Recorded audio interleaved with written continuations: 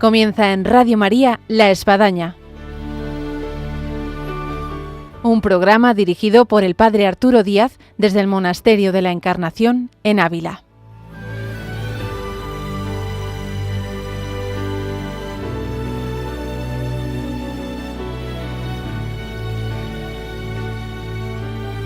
Hola, buenos días. Les habla el Padre Arturo Díaz. Bienvenidos a La Espadaña. La Espadaña en el día de hoy nos quiere abrir un libro de Santa Teresa, bien conocido y famoso, que son Las Moradas o Castillo Interior. Y para eso vamos a tener en nuestro programa del día de hoy un carmelita especializado que se doctoró en este escrito de Santa Teresa y que nos va a hacer que lo podamos no solamente abrir, sino leer y gustar. Así que sí, estamos en el deseo de poder conocer y vivir más los escritos de Santa Teresa. Bienvenido a este programa que ahora comienza.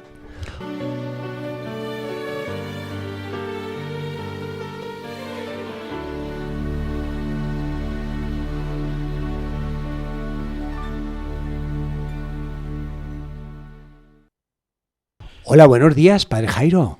Padre Arturo, muy buenos días. Tenemos con nosotros al Padre Jairo Gómez Díaz. Hasta nos apellidamos igual, casi. Sí. Carmelita Descalzo de Colombia.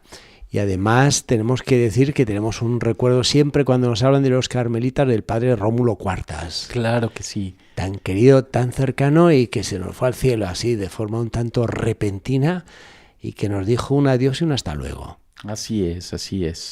Así que bueno, pues teniendo un carmelita colombiano, pues tenemos este grato recuerdo. Y Padre, hemos aprovechado la ocasión de la estancia por aquí, porque antes nos veíamos más porque vivía aquí en Ávila, estaba en el CITES. Mientras estuve estudiando, estudiaba, más haciendo una tesis doctoral del libro de las Moradas, y ahora que vino, y ahora como profesor, está dando un curso ahí en el CITES. En el CITES, en el Centro Internacional Teresiano Sanjuanista, sí, de la Orden de Carmelitas Descalzos en Ávila. En nuestro centro para profundizar en el estudio precisamente de nuestros místicos de Teresa y de Juan. Así que en cuanto lo he visto por aquí, lo he encontrado, digo, no, tenemos que hacerle subir a estos micrófonos de Radio María el programa de La Espadaña para que nos hable de algo pues que a todos nos atrae muchísimo, que son los escritos de Santa Teresa. Y no digamos ya pues de todos esos escritos lo que supone el Castillo Interior y las Moradas. Sí, indiscutiblemente la obra más importante de Teresa de Jesús. Sí, que lo escribe ya en la madurez de su vida, hacia el año de 1577. Nos cuenta ella misma en su prólogo de este libro que lo comenzó a escribir en el Día de la Santísima Trinidad del año de 1577, en el mes de junio. Que lo escribe en un tiempo récord, porque sí, este es el cierto. Texto, por así decirlo, para mí, si no la más importante, una de las más importantes de lo que tiene que ver con la espiritualidad y con la mística, no solo cristiana, sino también universal, ¿no? Sí. Santa Teresa en ese tiempo, para quien no se ubica mejor en los años, tenía 62 años. Así que bueno, pues una madurez. Es muy interesante porque en sus otras obras no dice completamente lo que dice aquí. Uh-huh. Y lo escribe después de la gran experiencia del matrimonio espiritual. ¿Sí? La famosa metáfora que se utiliza para expresar la unión del alma con Dios y que acontece aquí mismo en el Monasterio de la Encarnación, ¿no? En el mes de noviembre. Exactamente el 18 de noviembre de 1572. Aquí en el monasterio, después de recibir la comunión de manos de Fray Juan de la Cruz. Uh-huh. ¿Sí? Y que hermosamente se expresa a través de ese cuadro que tienen las monjas aquí, en el comulgatorio, encima del comulgatorio, uh-huh. Exactamente. Entonces, ya Teresa tiene todo un recorrido de más de 5 años de esa experiencia y cuando está viviendo esa plenitud, esa madurez, pues nos escribe esta maravillosa obra. Una obra que, como hemos comentado y es increíble, fue escrita, digámoslo así, a ratos, en tiempos libres, de un lugar para otro. En la noche, nos dice ella, y en medio de enfermedades, de un dolor de cabeza muy fuerte, y que además es una época terrible de persecución a la Reforma, a las nuevas fundaciones que ella realiza. Recordemos que San Juan de la Cruz llega aquí al monasterio, ella viene de priora entre 1571 y 1574, se trae a Fray Juan de la Cruz para enseñarle del carisma, pero también ella se beneficia de tenerlo a él aquí como su confesor, y sobre todo para la atención de las monjas, pero sobre todo que era el objetivo de Teresa, que él aprendiera del carisma, ¿no? Sí. Entonces es muy interesante ese tiempo entre 1571 y 1574, porque ellos están aquí, y cuando escribe esta obra, que es 1577, ella se encuentra en Toledo, ya deja de ser la priora aquí, pero lo impresionante es que es en ese año cuando se llevan a Juan de la Cruz para la cárcel en Toledo, ¿no? Entonces es un tiempo de muchísima persecución para la Reforma, es un tiempo de cantidades de calumnias, tanto para Teresa como para Juan, y que en medio de todas esas tribulaciones, por así decirlo, ella escribe esta maravillosa obra, y lo escribe en ese tiempo récord, 3 meses un poco más, y lo escribe de noche, en medio de sus fuertes dolores de cabeza, como ella misma nos dice en el prólogo, ¿no? 3 meses, con un ruido y flaqueza tan grande que aún los negocios forzosos escribo con pena, nos dice ella, ¿no? En el prólogo del libro. Y una pregunta, Padre Jairo, todo escritor, siempre tiene en mente al lector y tiene a la hora de escribir como un fin que quiere hacer llegar al lector. En el caso de Santa Teresa, escribiendo esto en ratos, en la noche, en situaciones nada fáciles, ¿qué pretendería Santa Teresa a la hora de estar redactando estas moradas? Su preocupación siempre eran sus monjas, ¿sí? Sus hermanas de comunidad, sus hijas, como ella las llama, y quiere aclararles cosas de oración, sobre dudas que se presenten en oración, y que, dice ella, y que en lenguaje de mujeres pues se pueden entender mejor, ¿no? Y qué mejor que sea una mujer la que les esté contando a estas mismas mujeres. Pero es interesante porque, aunque ella sabe que está escribiendo para sus monjas, también tiene conciencia de que muy probablemente algún día lo leerán muchas más personas, como hacemos hoy casi 500 años después. Entonces es muy interesante cómo ella nos dice también, iré hablando con ellas en lo que escribiré, y porque parece desatino pensar que puede hacer al caso a otras personas. Parece desatino, pero ella ya lo tiene considerado, ¿no? De que no es solo para sus monjas, sino para todo el público que la va a leer, ¿no? Pero específicamente sobre cosas de oración. Y aquí en las moradas, cosa que no nos cuenta ni en Vida, ni en Camino de Perfección, ni en Fundaciones, pues nos va a describir todo el proceso completo, desde lo más superficial, ¿sí? Desde lo más externo a nosotros, hasta entrar a esas profundidades o dejarnos llevar a esas profundidades por Dios. Y vivir esa experiencia de unión del alma con Dios, allí en esa séptima morada, donde acontece el matrimonio espiritual. Teniendo en cuenta lo que nos está refiriendo el Padre Jairo, que Santa Teresa escribe las moradas, mirando sobre todo a sus monjas y trazándoles en sí como un itinerario acerca de la oración, una especie de GPS, diríamos hoy en día, ella lo establece en 7 moradas. Sí, es lo que ella, de un castillo. Lo que ella especifica, 7 etapas, 7 moradas, 7 formas de ser, por así decirlo, en esa profundización que vamos haciendo hacia el interior de nosotros mismos. Aquí, llegado a la Encarnación, hay un patio hermoso, que lo estamos viendo aquí desde la ventana, además, que tiene una cruz en el centro y tiene círculos alrededor de la cruz. Y precisamente tiene 7 círculos concéntricos.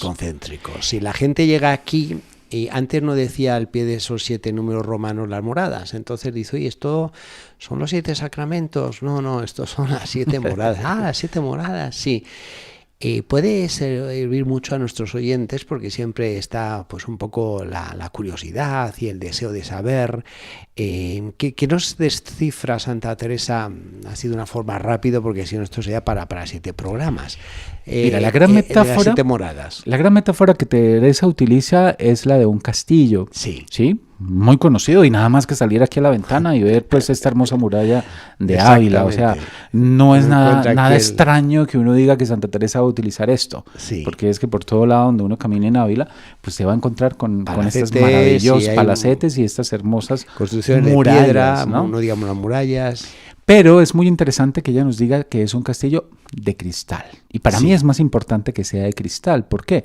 Porque es que el objetivo de un cristal es dejar traslucir. ¿Y traslucir qué?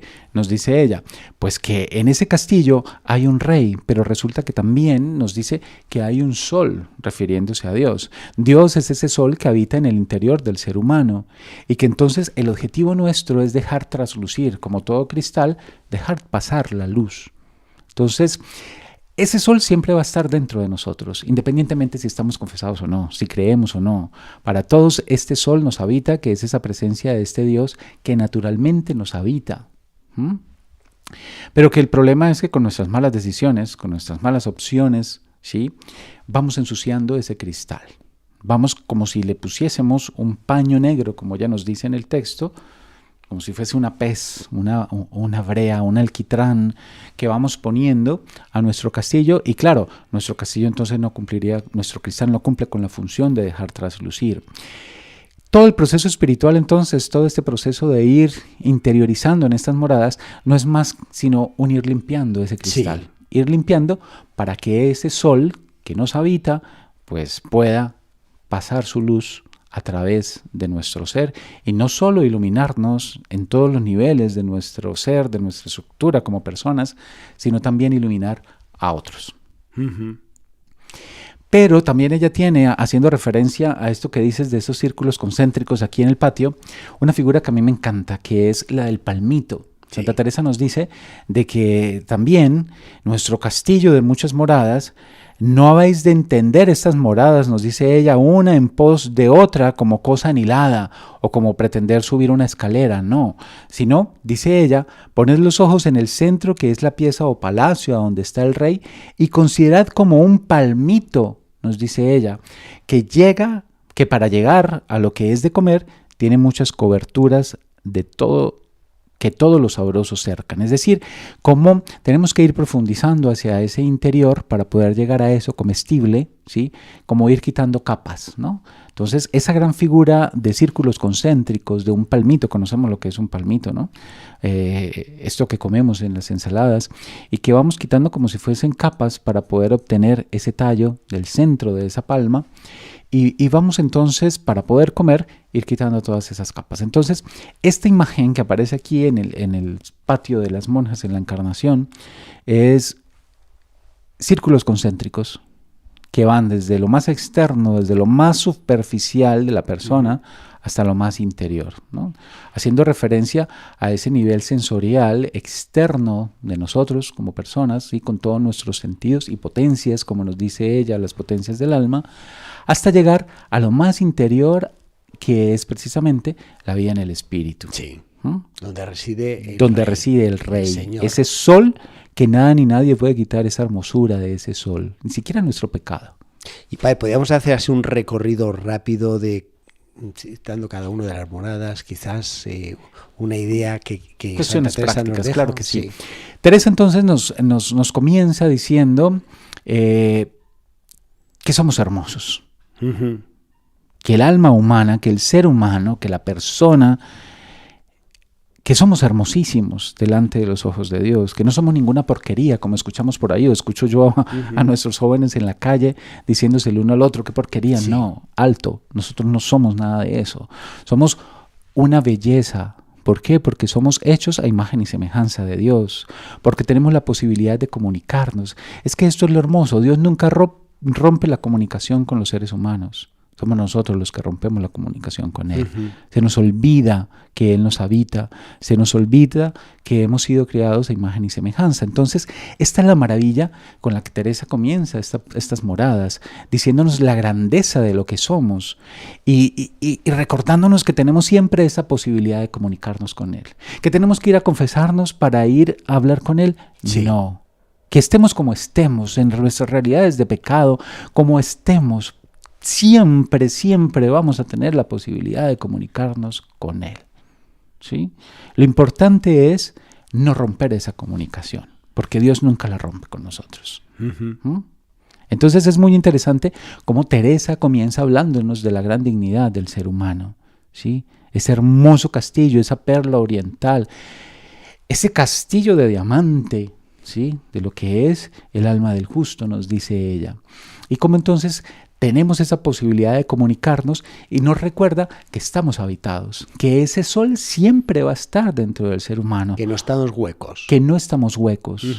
E insisto mucho, porque es que nos han enseñado que es que si yo peco, Dios no me ama. No, nada más falso que eso.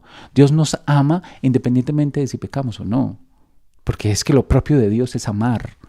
Entonces es muy interesante cómo Teresa comienza precisamente recordándonos eso, ¿sí? Sí. Y que nada ni nadie nos puede quitar o le podemos quitar esa hermosura, ese sol que nos habita.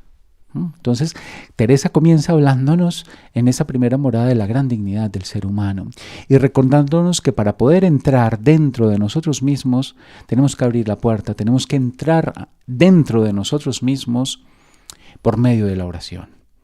Que la oración es el camino.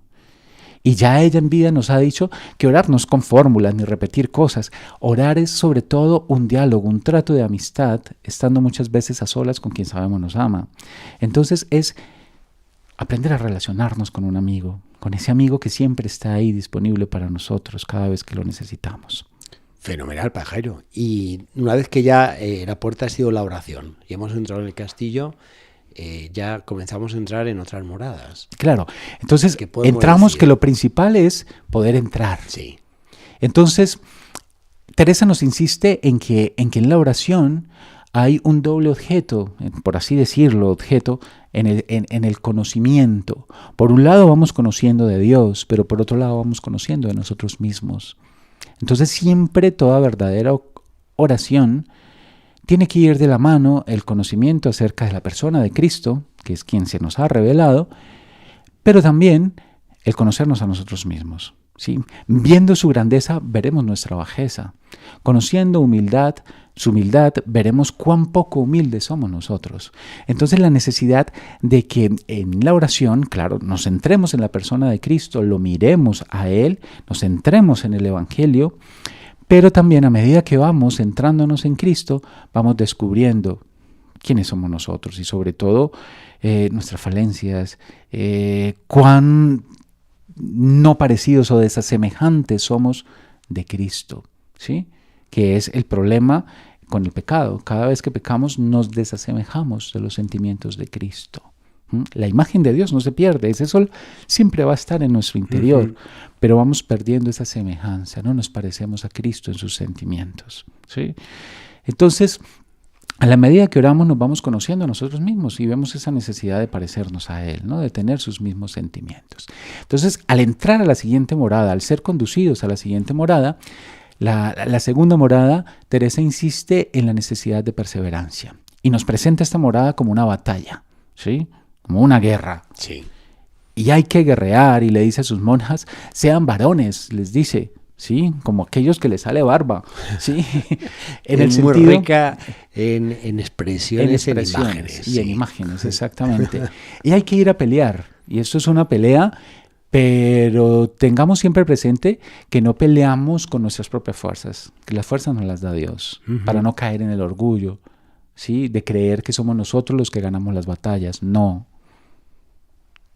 Es Dios quien pelea por nosotros. Es Dios quien vence en nuestras batallas. Pero ¿qué tenemos que hacer? Perseverar en la oración. Perseverar en eso que hemos comenzado.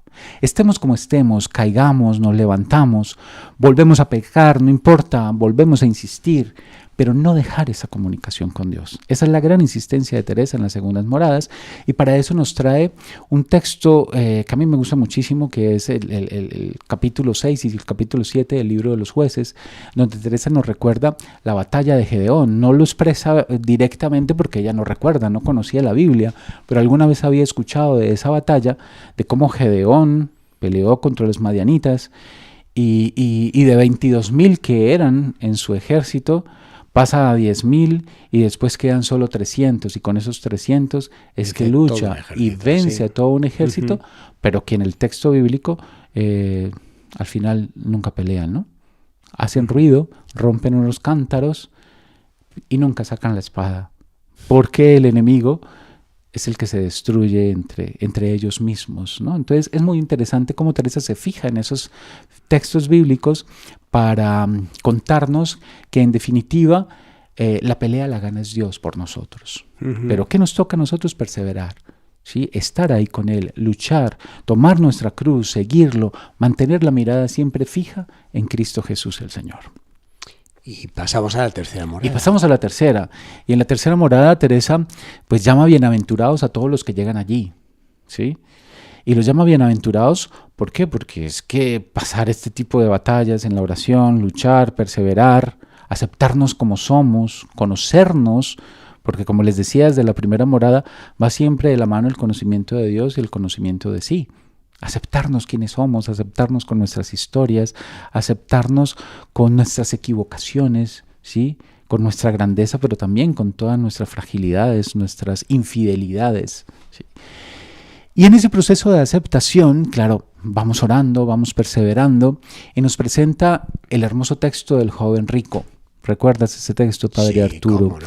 Cómo entonces Teresa nos dice que este joven, ante la pregunta que le hace, o la invitación mejor que le hace Jesús, vende todo lo que tienes, ¿sí? Dáselo a los pobres y sígueme. Y nos dice el texto que este hombre se va triste, da media vuelta y se va, porque no es capaz de obedecer, de aceptar esa invitación. Entonces Teresa nos dice que constantemente en estas moradas somos como ese joven, ¿sí? Nos creemos santos, que era el problema del joven rico, pero ¿cómo? Si estas cosas las hago desde siempre, ¿sí? Y soy tan bueno, mira cómo cumplo los mandamientos, y el problema no está ni siquiera en cumplir los mandamientos, ¿sí?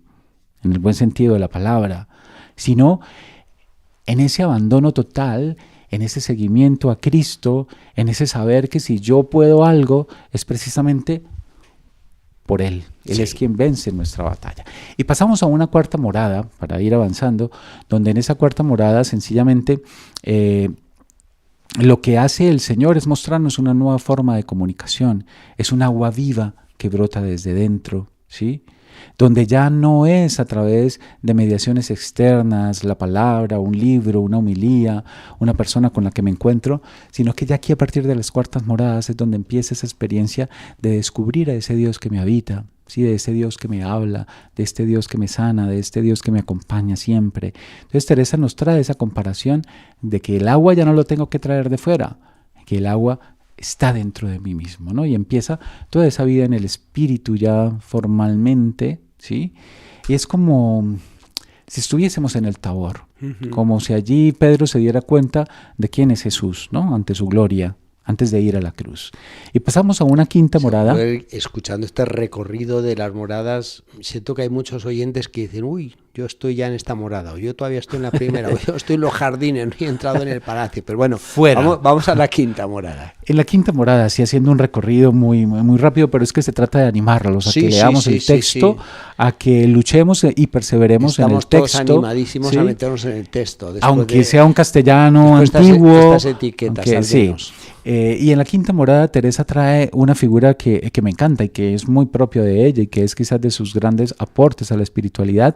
Nos presenta el famoso gusano de seda y la mariposica, para que esta mariposa pueda volar, o bueno, las mariposas de seda no vuelan, pero al menos pueda ser mariposa, revolotean, ¿sí? Para que esta mariposica llegue a eso, tiene que pasar por el ser gusano, ¿sí? Pero lo interesante, nos dice ella, es cómo este gusano es quien va construyendo la casa, su capullo. ¿Para qué? Para morir ahí.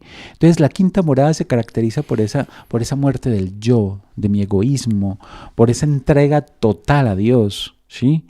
Construyendo mi casa, pero resulta, nos dice ella, pero no quitando y poniendo de Cristo lo que queremos, acomodándonos a un Dios que queremos según nuestras necesidades. No, nos dice ella, es quitando y poniendo de nosotros. La casa esta que es Cristo se construye es quitando y poniendo de nosotros mismos. Es decir, despojándonos de nuestros egoísmos, despojándonos de todo aquello que nos impide descubrir a ese Dios que nos habita, ¿no? Para morir a nosotros mismos y poder adentrarnos en esta experiencia profunda de este Dios que nos ama. Y pasamos a las cestas moradas, así muy rápidamente, donde quizás para mí es lo más original que tienen las moradas, las cestas moradas, lo más extenso en cantidad, pero quizás nadie en la historia del cristianismo ha escrito tan espectacularmente la vida en el Espíritu como esta mujer, donde nos habla de las grandes gracias místicas, donde nos habla de las purificaciones al alma, ¿sí? Donde nos habla lo que San Juan de la Cruz llamó la noche oscura, aunque Teresa nunca lo llama así, pero que lo que nos muestra es toda la fenomenología de lo que es la noche oscura, la purificación de la fe, la purificación del espíritu, pero va haciendo un recorrido con todas esas experiencias místicas, las hablas que ella llama, ¿no? Que son esas voces de Dios en el interior del alma, de las visiones, entendiendo visiones siempre místicas, es decir, en el interior, no con esos ojos externos, sino siempre en el interior del ser humano, y nos habla de visiones intelectuales, de visiones imaginarias, de todo el proceso de cómo Dios se va revelando en mi imaginación y se me va mostrando, ¿no? Y de todas estas grandes experiencias que nos ayudan a discernir cuando estas experiencias místicas son de Dios o son fruto de mi imaginación o es fruto del mal, ¿no? Entonces, quizás nadie ha escrito también esto como lo ha hecho Teresa de Jesús. Y sobre todo nos habla de esa purificación de todo nuestro ser para poder entrar a la última morada, ¿sí? Y de cómo nos va purificando para que podamos rendir nuestra voluntad a la voluntad de Dios. Y a partir desde las quintas moradas, Teresa empieza a utilizar otra figura, casi que deja a un lado el castillo para empezar a hablarnos del alma enamorada, de cómo Dios nos va enamorando, como se enamoraban las personas, los seres humanos en su época, ¿no? Y se van enamorando hasta llegar a la séptima morada, donde ya la persona está completamente rendida, donde ya no busca otros novios, otros amantes, sino que ya sabe que Dios, que Cristo Jesús es su gran amante, ¿sí? Y cómo entonces en la séptima morada se presenta toda esa experiencia donde ya, listo, vamos a fijar la fecha, desde la sexta nos habla del desposorio y en la séptima es ya el matrimonio y la consumación, que es la figura que ella utiliza. Entonces ya han fijado la fecha para el matrimonio, esta pareja, por así decirlo. Y en la séptima morada entonces Cristo le presenta a su familia, ¿sí? Antes del matrimonio como tal, mira, te presento a mi comunidad, al Padre, al Espíritu, hasta llegar a la experiencia del matrimonio, de la unión con Él. Jairo nos ha abierto las moradas y con este recorrido, aunque breve pero muy conciso, nos hace gustarlas y que podamos abrirlas y leerlas y meditarlas. Y como dicen las carmelitas, hay que leerla muchas veces para poder muchas veces. Así que nadie se desanime. No, que nadie se desanime en la lectura, pero que lo hagamos, porque eso, y a Santa Teresa se conoce leyéndola. Pues muchas gracias, Padre Jairo, por este recorrido de las moradas y por esta visita un poco esporádica, pero vamos, muy sustancial. A ti, Padre Arturo, hasta de verdad que ha sido un placer. Dios mediante. Mil gracias. Se pasa, Dios. Llegamos así a nuestro final del programa de La Espadaña al día de hoy con el Padre Jairo Gómez Díaz, carmelita descalzo de Colombia, profesor aquí en el Centro Internacional Teresiano Sanjuanista de los Carmelitas, que nos ha hecho pues que abramos el apetito y el gusto por la lectura de Santa Teresa y en este caso del libro de las moradas. Así que con este libro debajo del hombro nos vamos y les esperamos aquí hasta el próximo viernes, Dios mediante, en La Espadaña.